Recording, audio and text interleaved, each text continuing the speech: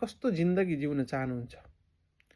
यो संसारमा एउटा जङ्गलको सिंहको जस्तो कि सर्कसको सिंहको जस्तो?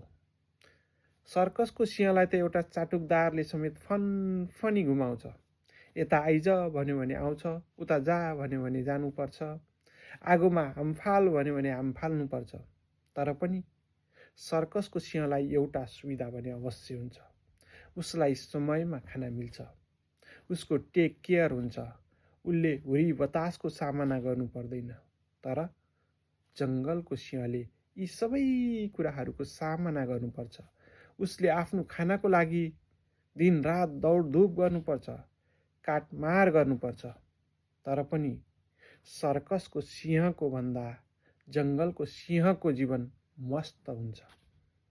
सर्कसको सिंहको पनि जिन्दगी हो र एउटा 5 वर्षे बालकले समेत आएर उसको पुच्छर हल्लाएर जान्छ। त्यसकारण 100 वर्षको नालायक जिन्दगी भन्दा 50 वर्षको शानदार जिन्दगी जिउनुस्। 50 वर्षको शानदार जिन्दगी जिउनुस्।